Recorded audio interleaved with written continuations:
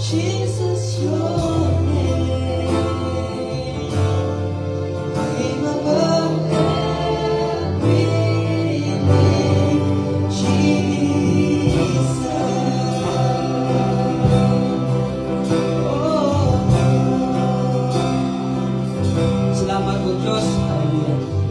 Hallelujah. Sa pagkakas.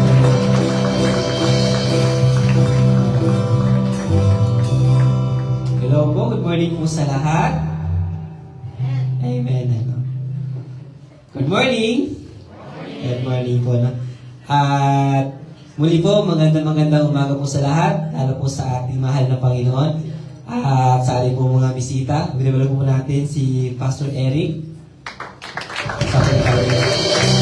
And then, binabalan po namin si Brother Antonio. Welcome back po muli. At si Sister Christine po. Siya po yung nagkasakit. Salamat po inoon sa kagalingan at pinibigyan po. At muli sa pagpapatuloy po, no? Tayo po yung magkamayan, magitian, awitin po natin ang kapatid. Kamusta?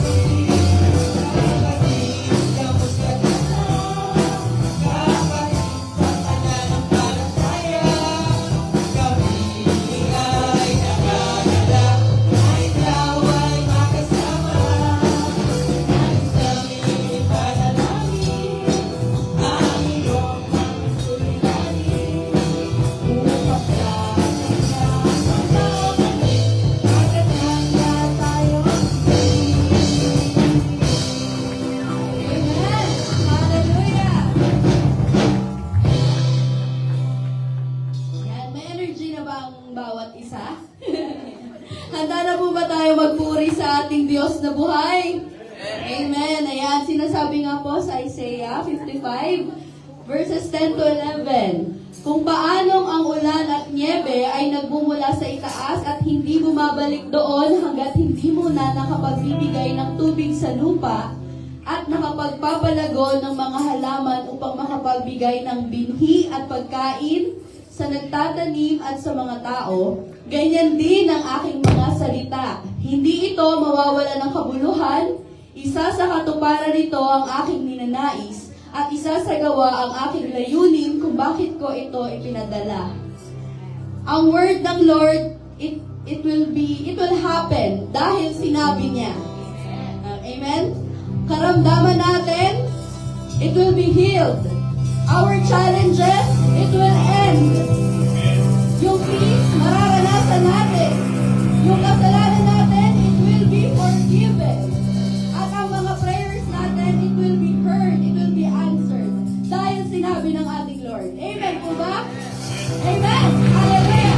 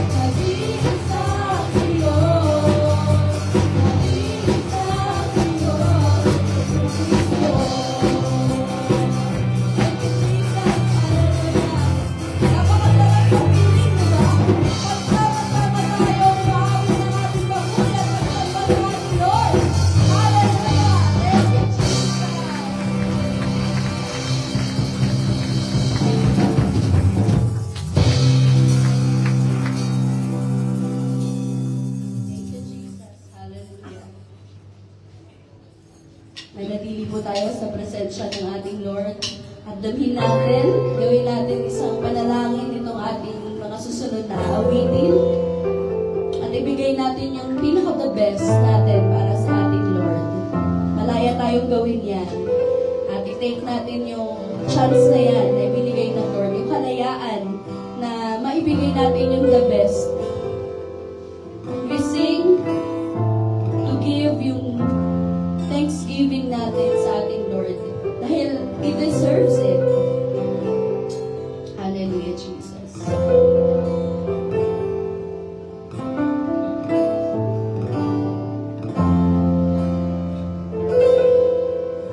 O Diyos, Ikaw ang tunay na dakila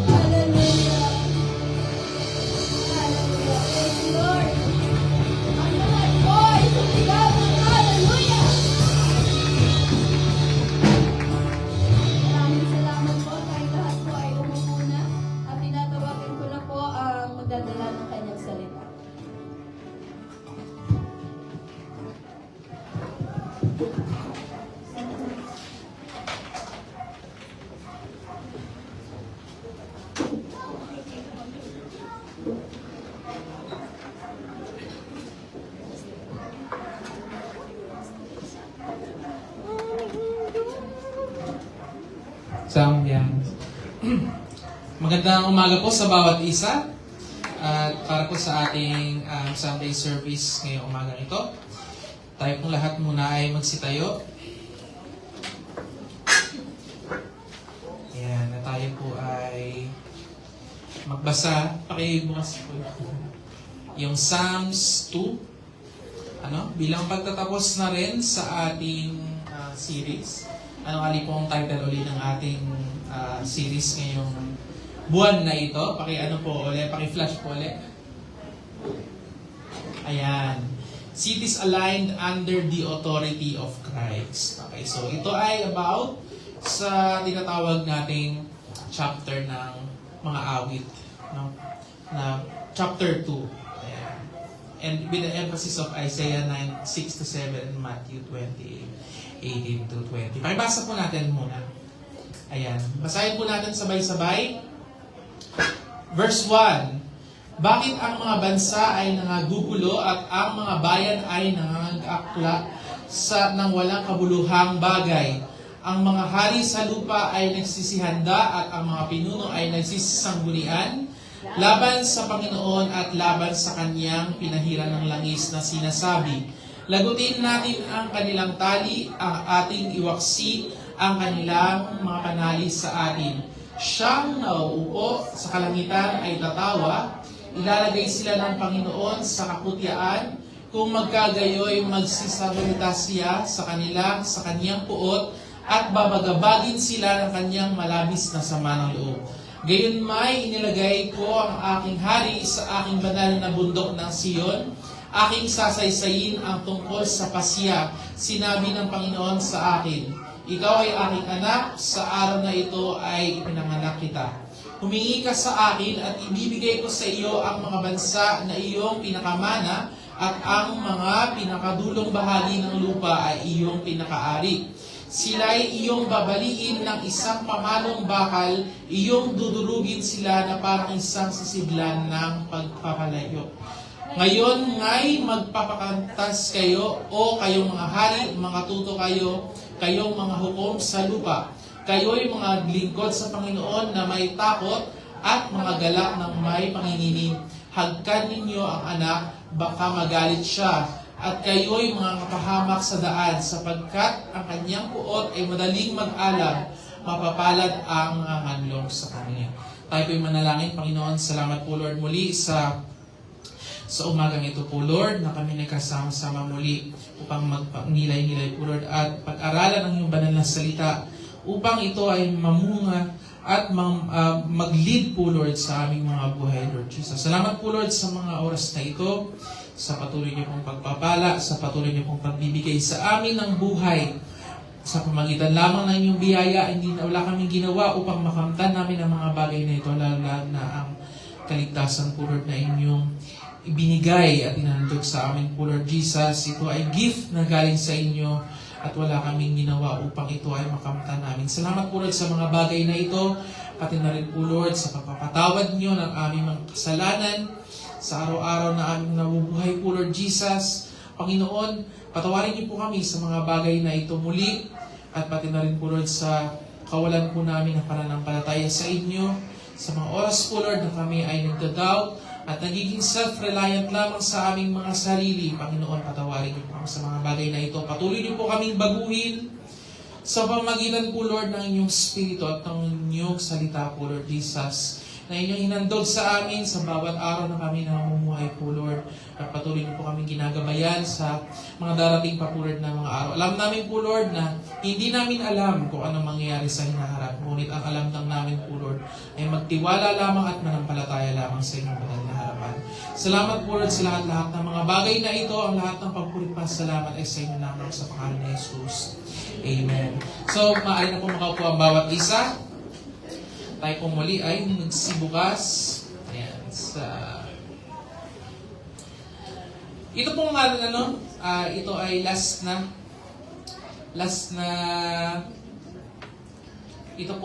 na Sunday sa ating napakahabang January. Ang daming mga nangyari sa first month pa lamang ng taon na ito. kung ano-ano nang nangyayari sa mundo, kung ano nang nangyayari sa ating mga personally sa atin bilang mga tao, napakamaraming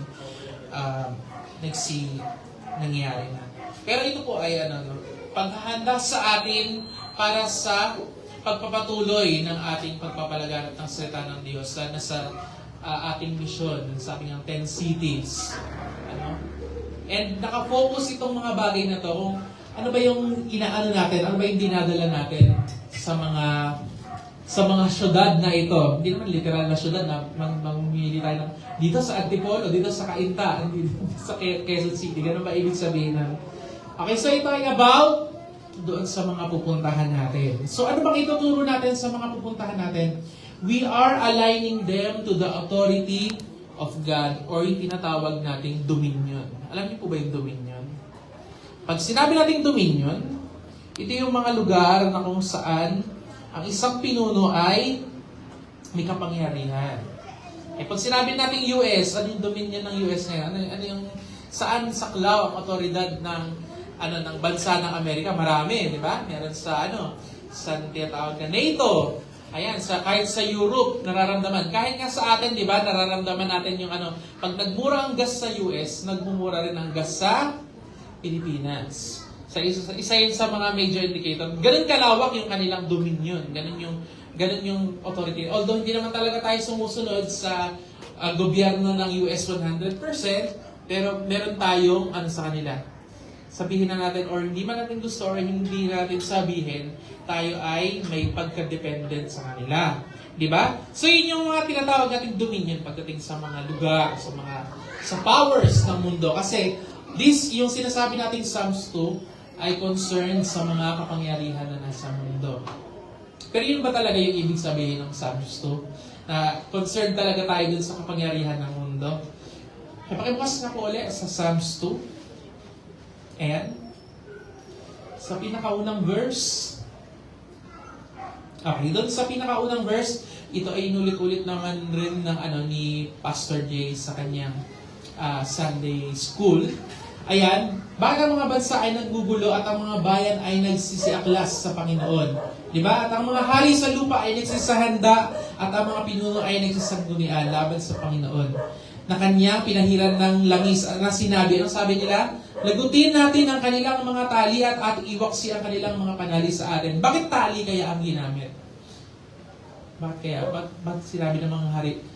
Tanggalin natin yung tali. Lagutin natin at tanggalin natin sa atin. Ibig sabihin, ano ba ibig sabihin ng tali na yan? Hindi ba nagtatanong sa sarili mo? Ito ay nasa pinakaunang mga verses, no? Ang tali daw, ang ibig sabihin ng tali ay pag yung aso ay nakatali, ba't nakatali yung aso? Kasi siya ay, kanya may nilalakad mo yung aso sa labas, bakit siya nakatali sa'yo? Kasi ikaw ay mayroong, anong sinasabi ng tao, pag yung aso mo, nakalabas yung aso mo, malaki aso mo, tapos di nakatali, ay ano ba yan, napaka-irresponsable naman ng may-ari. Pag nangagat yan, sino malalagot pag nangagat? Yung aso ba o ikaw? Yung may-ari. Yung may-ari. Kasi meron kang authority over dun sa aso. Meron kang authority doon sa nakatali, nakakalag sa iyo. Ibig sabihin, siya ay hindi makakakilos kung ikaw ay hindi kikilos. Makakalakad ba yung aso pagka nakatali sa'yo, nakatayo ka lang? Kahit anong gusto niyang gawin, unless sobrang laki siguro si Sister Arlene, merong German Shepherd. Tapos, tupak mo yung aso, syempre, baka ma-attack siya. Pero normally, hindi naman talaga ganun, di ba? Ang aso ay hindi makakalagpas pag siya ay nakatali. Yun ang inaano dito. Kasi during these times, ang pagkakalag or yung pagkatali, ang ibig sabihin nun, you are bound doon sa, may authority sa iyo, yung may hawak sa tali mo. Kaya nga sinasabi rin, di ba, although sa pagkakasal, hindi naman ibig sabihin na aso yung asawa. Pero yung babae ay under na ng authority ng lalaki. Kasi nakabound siya doon sa marriage. Okay, so yun yung contract, yun yung tinatawag na kasunduan or covenant nilang dalawa. Okay, pero dito, sinasabi dito, yung mga hari daw ay gusto nilang putulin itong tali na doon na nagbabound sa kanila sa Panginoon. Kaya na naging reaction sa kanila? anong naging reaction? Yung Diyos na nasa langit ay tumatawa. Kasi kaya ba nating putulin? Kaya ba talaga nilang putulin yung tali na nagtatali sa kanila sa Diyos? Ha? Hindi nyo na... Kayo ba? Kaya nyo ba putulin? Kahit ayaw nyo sa Diyos, kahit ayaw natin sa Diyos, siya ay patuloy na nagiging patuloy na Diyos. Kahit ayaw natin ng Diyos siya. Ito yung tinatawag nating delusion of self-reliance. Pag sinabing delusion, anong Tagalog ng delusion? Kabaliwan. Nababaliw na nagkakaroon ka ng mga imagination sa isip mo na hindi naman totoo. Pagka ikaw ay nasa iyong self-delusion, meron kang iniisip na hindi naman totoo or imaginary. This one is the human condition of self-reliance and the nature of inescapable dominion of God. Pag sinabi natin self-delusion, ito yung niloloko mo yung sarili mo para maniwala ka sa mga bagay na hindi naman talaga totoo. Okay? Ito ay ginagamit ng tao most of the time for coping mechanism. Alam niyo po ba yung coping mechanism? Pag kayo ay may coping mechanism, ito ay mostly nangyayari sa mga panahon ng kailan nangyayari yung coping mechanism? Pag kayo ay masaya, may coping mechanism ba? Wala. Pag kayo ay malungkot, lalo lang na pagka merong mga tinatawag na tragedy and losses. Kayo ay may coping mechanism at kayo ay inaano nyo yung mga sarili nyo na, okay lang yan, may mangyayari namang mabuti sa hinaharap. Ito ay coping mechanism. Wala naman tayo sinasabing mali yun. Nangyayari lang na nagiging mali ang delusion of self-reliance pagka sinasabi natin na we do not, ano sabi sa verse 4? Verse 3, ayan. Pag sinasabi natin na kaya natin maging sarili natin na wala ang Diyos. Sabi nga daw, para ka daw langgam na lumalaban sa gravity. Alam niyo po ba yung langgam? Maliit ang langgam. Tapos ikaw ay nagre-rebelde laban sa gravity. Pwede ba yun? Naglalabanan mo yung mga physics. Lalabanan mo, hindi, ayokong mag-gravity, lulutang na lang ako ngayon. Ganun ba yun? Okay, so ganun yung isa sa mga analogy kung paano ba ang tao nagkakaroon ng self-delusion na kaya niyang maging self-reliant or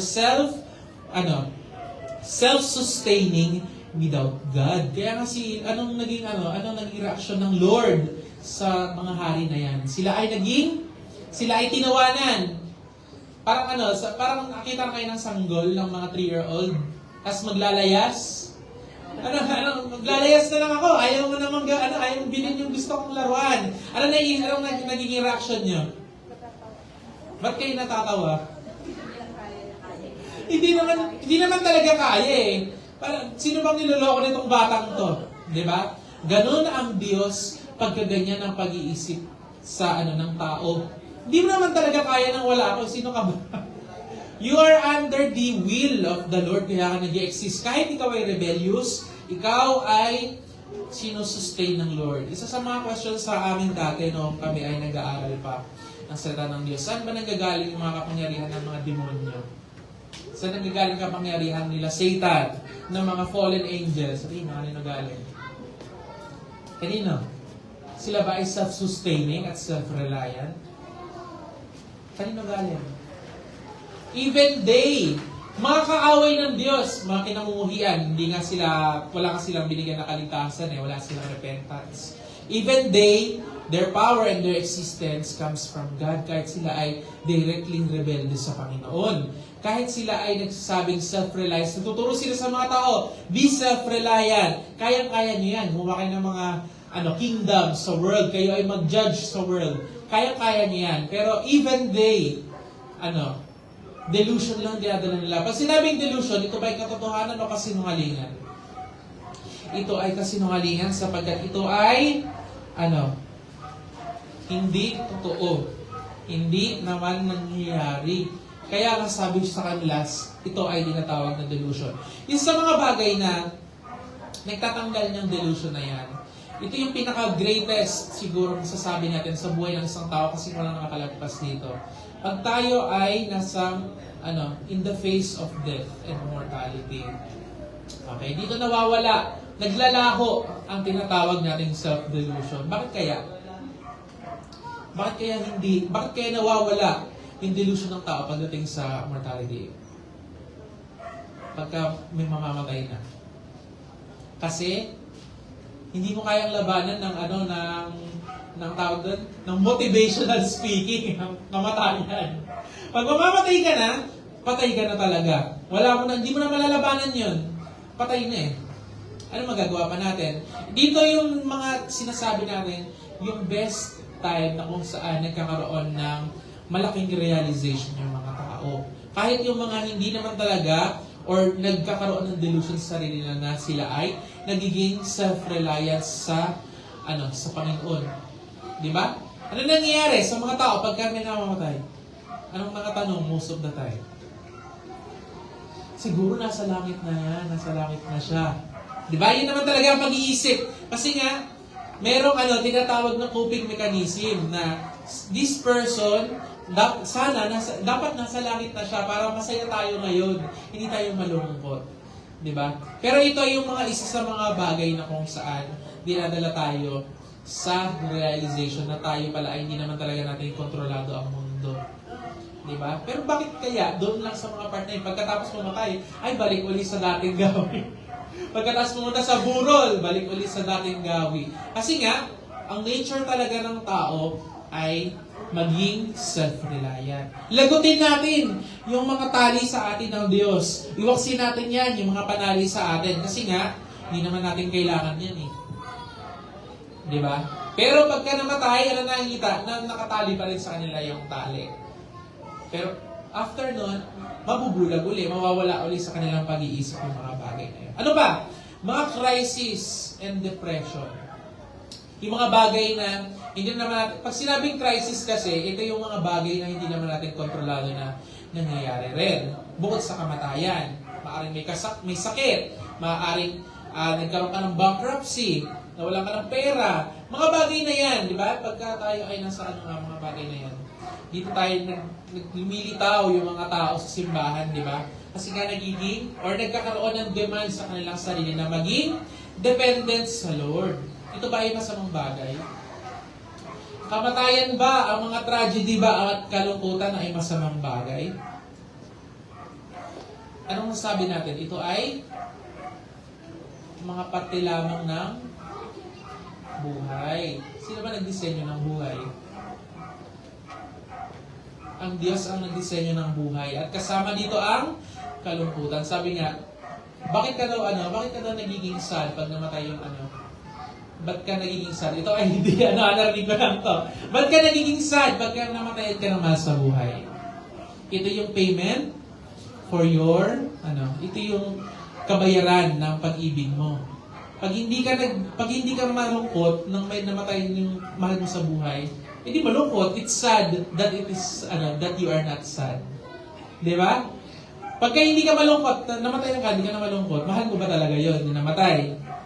Hindi. Kaya nga may mga tanong, 'di ba? Bakit si Jesus Christ ay malungkot nung namatay si Lazarus? Alam niyo naman, bilang Diyos, di ba? Alam niyo naman na bubuhayin niya si Lazarus. Ba't mo kailangan Ba't kailangan umiyak? Bubuhayin mo naman pala. Bakit ganun? Kasi nga, hindi lang naglagay ng maskara si God at naglakad bilang si Jesus Christ. He is human. Therefore, He experienced sadness and He experienced yung love para sa kanyang friend. Love naman talaga si God. Pero bilang tao na may kaibigan kang namatay, syempre malungkot ka. Kahit alam mo na bubuhayin mo siya. Diba? Yun nga yung kabayaran sa pag-ibig. Kailangan merong kalungkutan na kasama yan. Yun yung kabayaran sabi nga na. Okay, so dito nagiging visible ulit yung dominion ng Lord, not morally but in circumstances. And bilang isang Christian, we are, hindi naman tayo basta sa ginaganya ng Panginoon, di ba? Meron itong katuruan sa atin sapagkat iba yung perspective natin sa mga taong hindi naman talaga kumikilala sa Diyos. Alam natin na merong gustong ipahiwatig ang Diyos sa mga oras na nangyayaring ganyan. Bilang alam natin na ang nagdisenyo naman talaga ng buhay natin ay ang Diyos, alam natin na meron ibig sabihin. yung mga bagay na yan. Anyway, ayan, sa bilang isang tao, yung tinatawag nating mortality, ba't nga ba masaya yung mga Kristiyano pag pagka, masaya pag mamamatay na? Ganun ba yun? Masaya, hindi masyadong nagluluksa. Although may pagluluksa, meron din kasamang relief. Bakit kaya?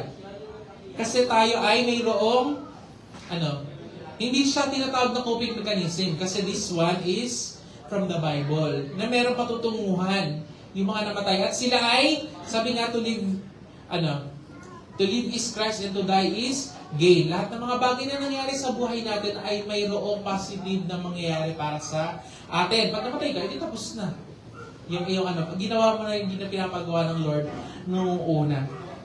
Okay. The pattern of self-satisfaction can be seen as yung rebelliousness sa Lord. This one, nakikita niyo ba yung buong picture ng Psalms 2? It is designed na mayroong mga rulers, may nagrebelde, gusto nang tanggalin yung tanikala, at sila ay paparusahan. Sabi nga daw, sabi sa verse 5? Kung magkagayoy, magsasalita siya sa kanila ng kanyang puot. Ibig sabihin ng puot, talagang galit na. At babagabagin sila sa kanyang malabis na sama ng loob. Galit na galit ang Lord at masama ang loob sa kanila. Sabi nga daw sa English ay, vexed and sore displeasure. Ibig sabihin, napaka-disappointed ng Lord sa kanila. Pero pag binaba natin sa Kanya, biglang may, parang wala sa tone ng storyline, na biglang may lumitaw na, sabi nito, gayoy inalagay ko ang aking halis sa Kanyang banal na bundok ng Sion. Bakit biglang pinasok to? Parang hindi naman connected. Biglang kunyari, ang storya ay, si Gia ay pinapagalitan kasi hindi siya naghugas ng pinggan. Tapos biglang, habang si Gia ay pinapagalitan, biglang may nabangga sa Makati City na truck. Parang hindi siya connected, di ba? Pero in the whole story, this one is, actually itong Psalms 2 is derived. Dito maraming dinerive na mga words from the New Testament. Kasi dito ay isa sa mga chapters na makikita natin yung gospel. Di ba? Paano ba natin nakita yung gospel? May nagagalit ang Lord, may mga rebelde, may nagagalit ang Lord, nagbigay siya ng, naglagay siya ng hari sa kanyang banal na bundok ng Sion. Sino ba ito? Diba? This one, syempre natalala natin, alam naman maghula-hulaan pa tayo, hindi ko pala, sino kaya yan? Ito ay si Jesus Christ. Okay? At nakita naman natin sa baba kung ano yung mangyayari. Pakibaba nga po sa mga last verses. Ayan, sabi dito. Baba. Pagka ninyong anak, baka magalit siya at kayo'y mga pahamak sa daan. Sa English ay kiss. Pero hindi ibig sabihin na kikiss mo. Pakikiss mo ba si Jesus? Hindi mo siya makikiss. Ang ibig sabihin ng kiss na yan, or yung word na na-shock. Na-shock ako. Okay, yung word na na-shock, ang ibig sabihin niya ay to bound, or lumapit kayo, or magpatali kayo sa Kanya. Lumapit kayo sa Kanya at, blessed are they that put their trust in Him. Hindi lang yan trust. Sabi sa Tagalog ay, nanganganlong, humahawak. Paano ka magkanlong sa baby? Di ba nakagalan ka? Nakahawak. Ang humahawak sa anak at nakatali sa kanya ay sila yung blessed. Sila ay hindi mga papahamak kasi pag hindi ka daw kumapit, anong mangyayari? Mapapahamak ka. Okay? So itong chapter na to, it shows us at the same time na si Lord ay galit, pero siya rin yung at the same time nagbigay ng way out sa galit niya. Kasi nga, sabi nga dito, mapalad. Sabi niya ba mapalad dun sa mga paparusahan niya? Hindi. Kasi yung mga humahawak dito sa anak na ito, siya ay, hindi makakaranas ng galit. Sino ba yung magagalit? Di ba nung una ang nagagalit ay sino? Sino nagagalit nung una? Pakibalik sa verse 4 and verse 5. Sabi dito, sa kanino siya napupuot? Sa kanila. Sinong napupuot? Si God papunta doon sa mga hari at mga rulers ng earth at mga judge ng earth. At sila ay, babagabagin sila sa kaniyang malabis na sama ng loob. Pero pagdating ito sa last one, nung hindi tinanggap, sinong nagalit? Ang Diyos pa rin ba? Doon sa last verse, sinong nagalit? Yung anak, hagkan mo siya kasi siya ay magagalit pag di mo hinagkan. Kasi nga, at kayo'y makapahamak sa daan sapagkat ang kanyang puot ay madaling mag-alab. Mabilis siyang magalit pag hindi nakakapit sa kanya. This one is not only talking about dun sa mga kings, dun sa mga rulers. Kasi wala namang mga kings ngayon eh. Kings lang ba talaga? Mga rulers lang ba ng government ang pinag-uusapan dito sa Psalms 2? Sige pa tayo lahat ay pumunta sa John 3.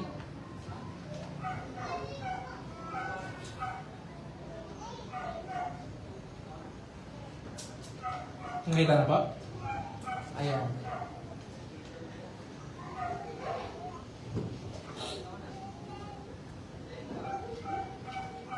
Ayan.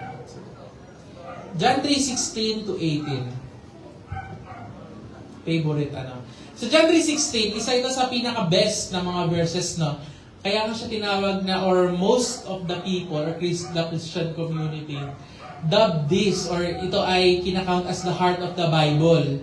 Kasi ito ay yung point na kung saan nag-send ang God o ang Panginoon ng yung kanyang anak ay sinend niya upang ang sino man sa kanya sumampalataya ay huwag mapahamak, ngunit magkaroon ng buhay na walang hanggan. Napakagandang pakinggan, di ba? Pakibaba sa 17 at 18. Sapagkat hindi sinugo ng Diyos ang kanyang anak sa sanlibutan upang hatulan ang sanlibutan, kundi upang ang sanlibutan ay maligtas sa pamamagitan niya. Wala pang paghahatol. Pero, pagdating sa 18, ang sumampalataya sa kanya ay hindi hinahatulan. Ang hindi sumampalataya sa kanya ay hinatulan na. Tapos na, judge na. Hell na. Ibig sabihin. Napakabilis, di ba? Ang bilis ng transition. Doon sa una, maniwala ka, at sa after 2 verses lang, condemned ka na. Pag di ka kumapit. Nakita niyo yung bilis? Ang bilis Kasi ito ay reflection, or ito ay directly from, or naipakita na ito noong unang panahon pa. Sa Psalms, chapter 2. Nakasulat doon, gano'n siya kabilis magalit? Kumapit ka sa kanya, kasi nga siya ay mabilis mag-alab ang kanyang galit sa mga hindi nakakapit sa kanya. Ang hindi kumapit sa kanya, ang hindi manampalataya sa kanya, ay hindi, ay hinahatulan na sapagkat hindi siya sumampalataya sa pangalan ng bugtong na anak ng Diyos. Ganon siya ka-severe. Ganon siya ka-dangerous. Yan kasi yung ibig sabihin ng gospel. Pero most of the people, sa mga panahon ngayon sabi ko nga, hindi naman tayo nabuhay at talagang namili lang tayo, sige, sunday ko ang Lord, tapos napunta na ng langit. Walang ganun. Di ba? Most of the time, meron tayong tinatawag na lifespan. Kasi ang buhay ay parang gulong. Ang buhay ay mahaba at maikli at hindi natin hindi man natin talaga alam kung mabubuhay tayo ng matagal, kung mabubuhay tayo ng maikli, kung mabubuhay tayo bukas, kung mabubuhay ba tayo mamaya. Ito ay unpredictable. Life is like that. Diba? Pero alam natin na may kaligtasan. Katulad ng Diyos, ang buhay ay hindi natin maarok completely. Kasi nga tayo ay bulag sa hinarap. Hindi naman natin alam yung future. Kaya nga sabi dito, kumapit kayo sa Kanya. Kasi siya lang yung nakakalam sino ba nakakalam ng future? Si Lord ang nakakalam ng future. Kanino kayo kakapit? Kay Lord. Siyempre, alam niya yung future mo eh. Di ba, alam niyo po ba yung insurance? Sino ba yung insurance dito? Life insurance. Pag namatay ka, meron ka 200,000. Actually, sa US, mababa pa yun. Ilang $1,000 lang yun eh.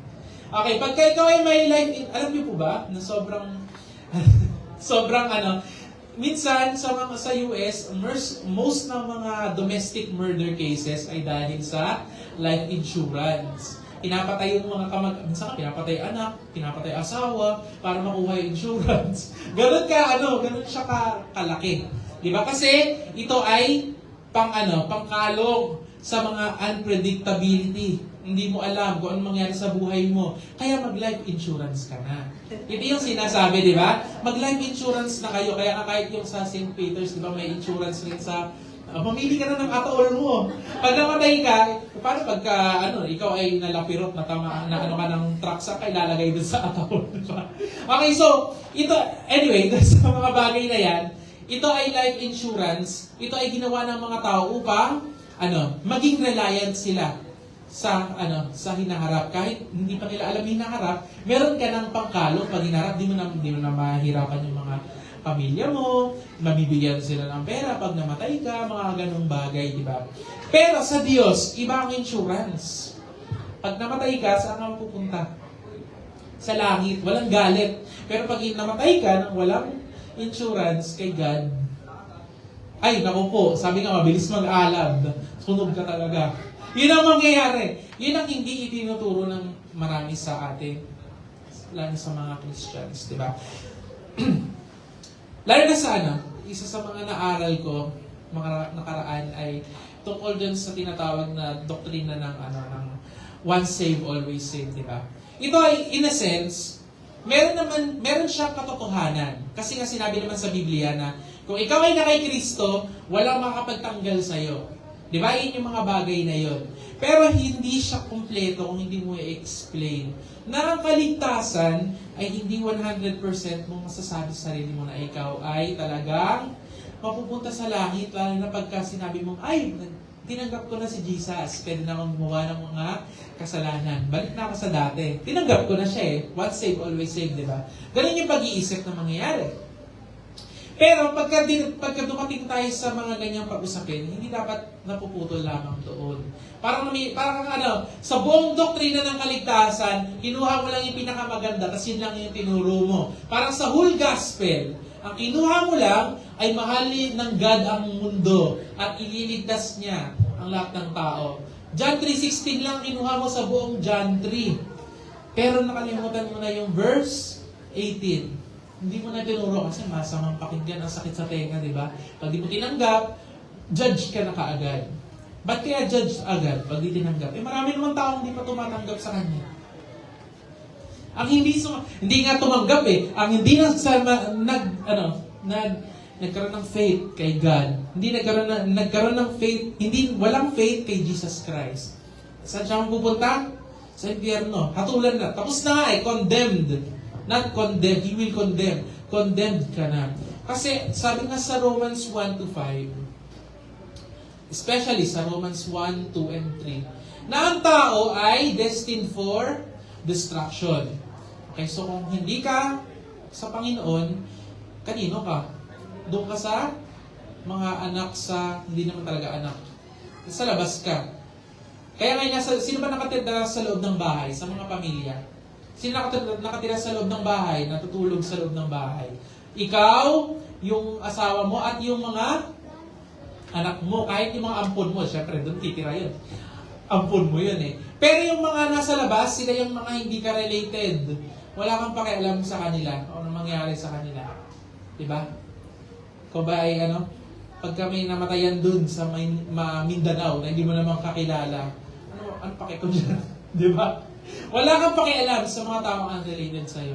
Ganon ang perspective ng Lord. Actually, hindi nga lang ganon Sabi nga daw, children of wrath Nagagalit, napupuot ang Lord sa inyo. Kayo ay mga anak ng, puot. Galit sa inyong Lord. Kaaway kayo. Kaaway tayo noong unang panahon. Nung hindi pa talaga tayo nakatali dito sa tinatawag na anak ng Diyos. The Son, which is set upon the hill of Zion. Isa sa mga bagay na kailangan natin gawin upang ma-retain natin yung pagkapit. Sabi nga daw, kapit. Pag sinabing kapit, isang beses lang ba?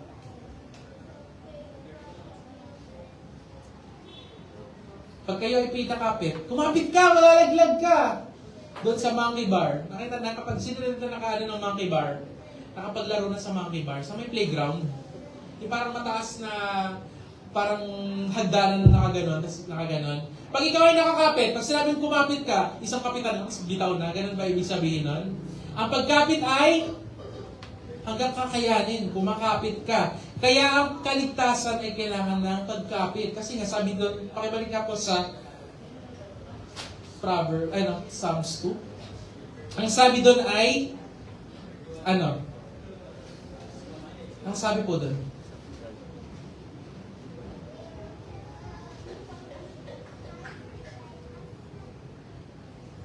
hug ka ninyo, kumapit kayo, hug nyo, kiss nyo nga eh. Sabi doon, di ba?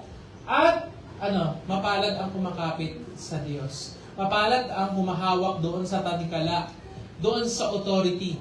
Now, let's go back doon sa ating main na topic talaga ngayong year. From the past year hanggang ngayong year na to. Anong ituturo natin sa mga tao? We must teach them to be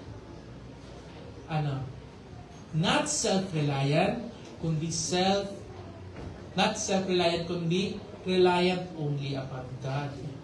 Accept His authority and kumapit sa Panginoon. Pag hindi sila kumapit, ano mangyayari sa kanila?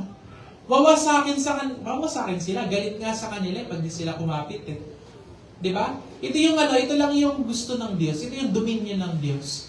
Accept that everything is for Him and by Him or not and go to hell. Ganun lang siya kasimple. Tanggapin mo, hindi mo tanggapin, it is up to you to accept. Okay, sabi nga ng Lord, si Lord ay gumawa ng way. Pero sino maglalakad ng way? Ikaw ba itutulak ng Lord? Ikaw ba ay hahatakin papunta doon sa tamang way? Hindi, kasi nga, ikaw ay, yun yung part mo. You must have faith in God. Yun yung gagawin mo. Pag hindi mo ginawa yun, ano mangyayari? Hindi walang kwenta yung daanan. Hindi mo naman dinaanan eh. Maraming daanan sa Maynila. Pero kung hindi mo dadaanan, alam mo ba? Alam mo yung pasikot-sikot, hindi mo malalaman kasi hindi mo naman dinaanan eh. Ngayon, sa Panginoon, ganun rin. Ang paglakad sa Panginoon ay kailangan, alam mo yung daan, alam mo yung hirap, alam mo yung suffering, alam mo yung benefits, alam mo yung kaligtasan. Okay, hindi tayo nag-i-imagine lang na maganda yung daan na yan. Nasa loob na ako niyan, pero ang totoo, doon ka naglalakad sa malaking daanan. Papuntang kapahamakan. Sabi dito, ayan, ano yung mga dapat natin ginagawa? Don't treat faith like past event. Like a past event instead of a present reality.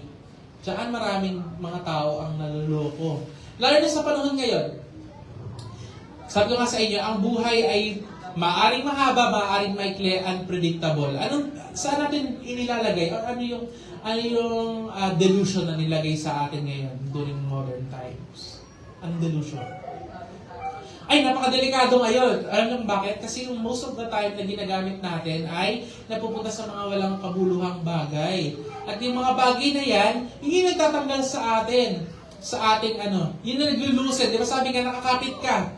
Nakakapit ka dun sa Diyos na tinatawag mong Diyos. Di ba? Pero ano nangyayari? Ano na yung kamay mo? Tawag dito? Nanghihina.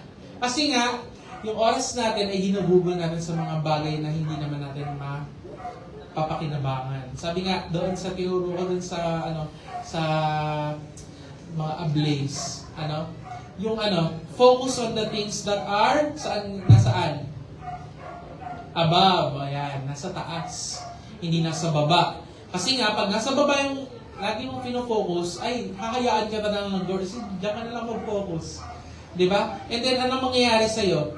Doon ka napupulutin sa kampungan na nagliliyab.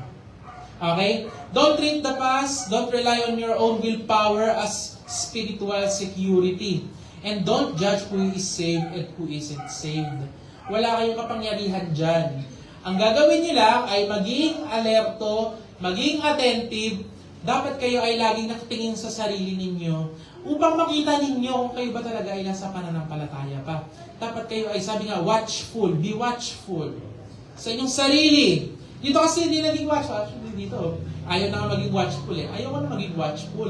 Putulin na natin yan. Maniwala na lang tayo dun sa yung nakakabuti sa atin. Sabi nga rin, di ba, sa 2 Timothy, na yung mga tao, pagkadating ng end times, yung mga tao daw ay magkakaroon ng pag-iisip na kung saan gusto lang nila yung mga naririnig nila. Nagkakaroon ng mga teachers, mga preachers, na nasa loob ng simbahan, pero sila rin yung nagpapalaganap ng mga katuruan na ayaw na mapakinggan ng mga tao, ay gustong pakinggan ng mga taong makalaman, ng mga Kristiyanong hindi na nag-grow sa pananampalataya. Ano ba gusto ng mga tao marinig? Ay ganito, positive lahat ng bagay. Okay lang yan.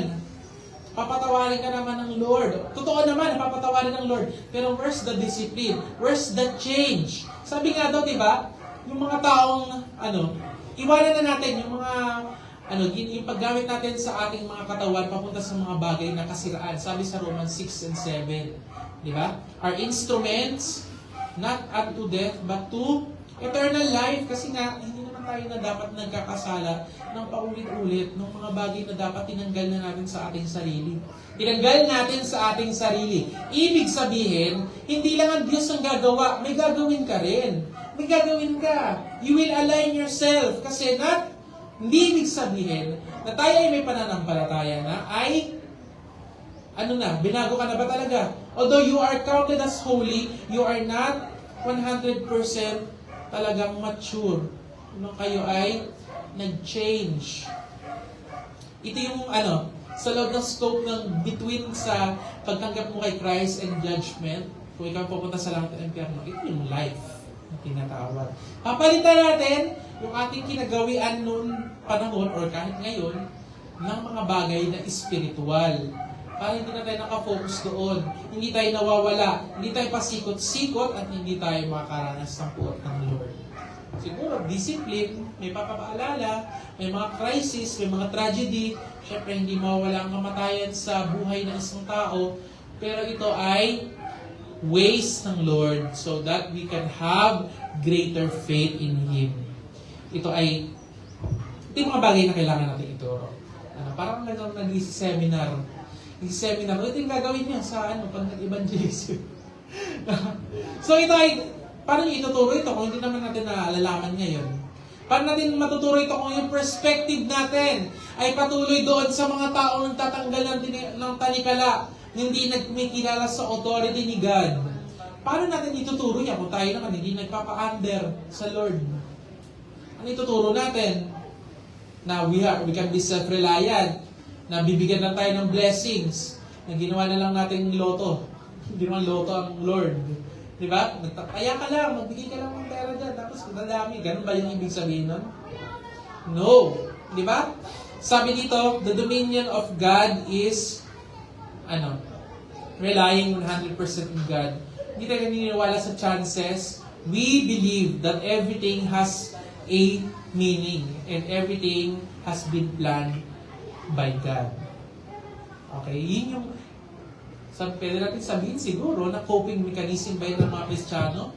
Coping mechanism ba ng Kristiyano na mag-trust kay God? No! It is the faith, or this is the nature of a Christian, to trust and rely upon God. Kaya nga pumunta kami dun sa burol ng mama ni Sister Mitch, ay talagang nakita ko rin talaga na may pagbabago dun sa family nila.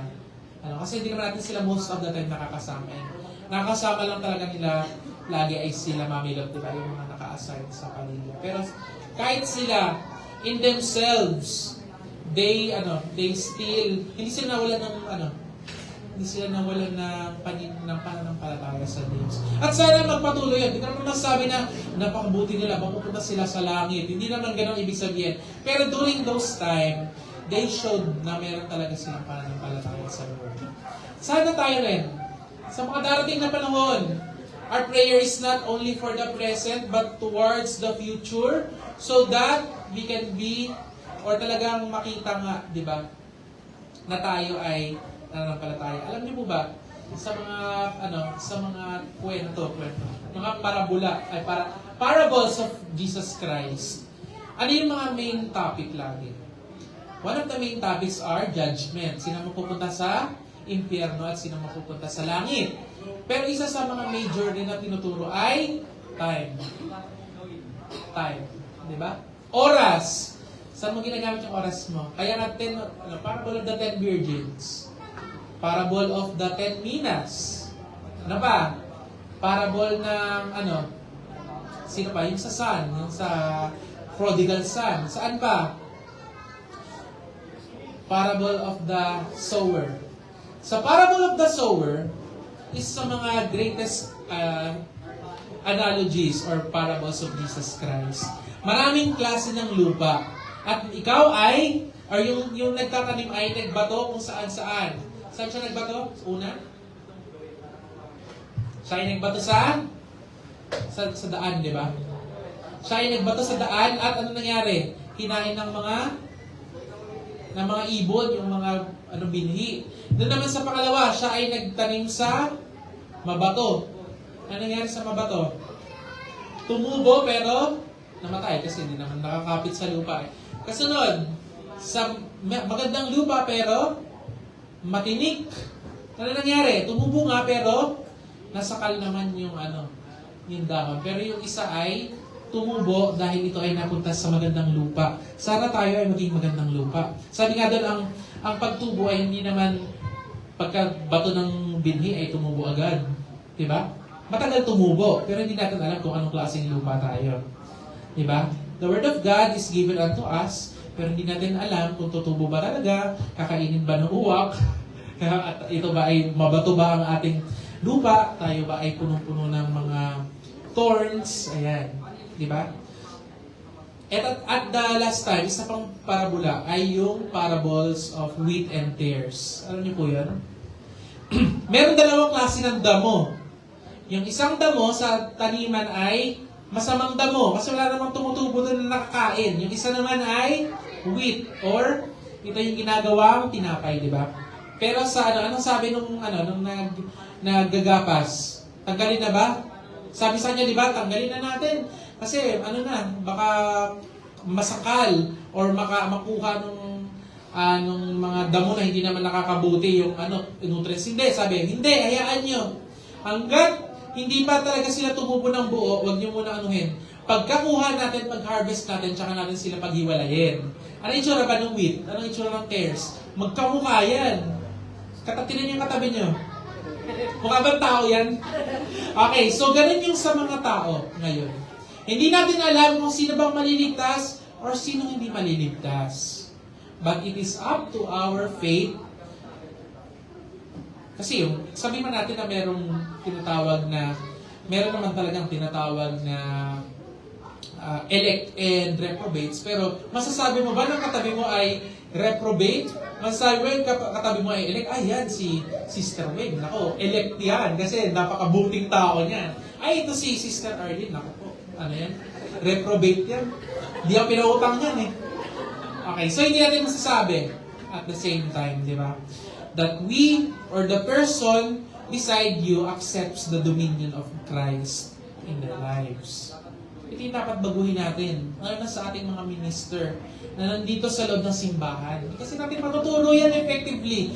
Kahit anong gawin natin, basahin mo natin yan sa Biblia. Mag-chat GPT pa tayo ng sobrang dami. Hindi natin matututunan na ituro sa ating mga pinagsisilbihan, sa ating mga congregations, kung saang outreach man yan or saang lugar man yan, hindi natin matuturo yung yung dominion ni Christ kung hindi naman natin ina-accept sa buhay natin. Ano yung example mo? Yung mga apostles. Yun yung example mo. Ikaw, hindi mo naman ginagawa. So, ano nangyari? So, parang ka lang Pharisee. Sabi nga ni Jesus Christ sa Pharisee, gawin niyo yung ginagawa nila, pero gawin niyo yung mga sinasabi nila. Sorry. Gawin niyo yung sinasabi nila, pero huwag niyo gagawin yung kanilang ginagawa. Ganun ba gusto niyo maging perspective sa inyo ng Diyos? Na kayo ay mga Pariseo, nagtuturo ng tama, pero yung pamumuhay ay mali. Huwag sana maging ganun. Kasi kaya nga laging galit na galit siya sa mga Pharisee. Diba? Galit na galit siya. Mga hypocrites. Ayaw naman natin matawag tayo hypocrites kasi kilala natin ang Lord.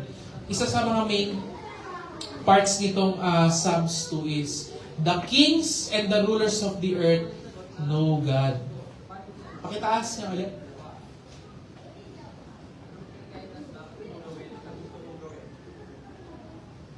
Anong sabi? Para sila magsisihanda at magsasagdunian laban sa Panginoon kung di naman nila kilala ang Lord. They know God. They know God. Kaya nga sabi dun sa baba, pinakababang verse. Second to the last. Kaya nga sinabi, no? Ngayon nga'y magkapantas kayo, be wise, kings of the earth. Mga tuto kayo, kayong mga hukom sa lupa. Kayo'y mga lingkod sa Panginoon na may takot. Ibig sabihin, nag-uutos siya sa mga kings. Ito ba ay nauutos normally sa mga hentil na king during those time? Sa time ni David, hindi mo mapapasunod yung mga yan kasi di naman nila kilala ang Lord eh. Kilala lang nila yung Diyos ng Israel. Pero di nila kilala ang Lord. Kasi itong verses na to is, yung scope niya ay hanggang sa panahon ngayon. Tayong mga kakilala na natin ang Lord, pinapalagalan natin ng Lord, gawin natin itong mga bagay na yan. Kung hindi natin gagawa yan, sabi nga dito, may takot dapat. Pag nagtuturo kayo, at most times, talagang piliin ninyo na maituro nyo na talagang completely. Huwag na kayong magpaligoy-ligoy pa at magaganda lang iiwan nyo. At, may panginginig, may takot at panginginig dapat kayo magtuturo. Magsisilbi na lang kayo, gawin nyo na yung best nyo. Si Lord na ginawa yung best. Kahit mahirap, kahit masakit, sabi nga daw, kailangan ng di ba? Nung nananalangin siya, sa sobrang pananalangin niya, yung mga blood vessels niya, nagsiputukan sa balat niya at nagdugo yung niya at humalo sa sweat niya. Ito ay dahil sa sobrang stress. Kasi nga, hindi nga siya nagsuot ng nagkunwari-kanwari ang tao. Siya talaga ay tao nung panahon na yun. At siya ay nakaranas ng, sabi nga daw sa Hebrews, the son learned obedience even unto death. May panginginig, may takot, para lang tayo ay magkaroon ng kaligtasan at para tayo ay magkaroon ng example so that we can be able to obey God. Okay, di ba? Ito ay, ang Psalms 2 ay napaka-summarize. Ito ay para siyang kinompress na gospel at yung tone niya ay nakalagay doon sa or nakabase doon sa tone during those time. Maraming kaaway si David, maraming mga kings ang lumalaban sa kanya, pero it is still relevant until today because we still act as kings and rulers na gustong miwalay sa dominion ng ating Panginoon. Kahit naman siya talaga ang ruler ng world, wala ka namang malalagpasan. Wala kang pwedeng humiwalay. Dito na lang sa gagawa ko ng bansa ako. Ayoko sa'yo. Hindi pwede yun. Siya yung nagsabi. Okay? Kaya siya, he sees these things as futile and walang katuturan. Anong ginagawa mo? Bakit ka lumalayas? 3-year-old na bata. Pumunta ka sa kalsada at daladala mo yung bag mo. Lalayas ka na kasi ayaw mo na. Hindi ka binilan ng laruan. Ganun yung mga bagay. Ganun siya stupid. Di ba? We should not act like this. Foolish. Pero marami sa atin ang nagiging guilty sa mga bagay na yan. Kaya nawa, tayo ay patuloy na patawarin ng Diyos sa mga panahon na yan na tayo ay nagiging self-reliant at pinuputol natin yung ating pagka-connect sa Lord. Sabi nga dito, hindi tayo nagtatrust sa Son. Hindi tayo nagsuserve sa Son. Magagalit talaga. Galit talaga ang pupuntahan natin. Patuloy tayo umumuhay ng katulad ng ganyan. Tayo pong lahat ay magsitayo. Natawagan ko po ang song leader para po sa mag-lead yung lang first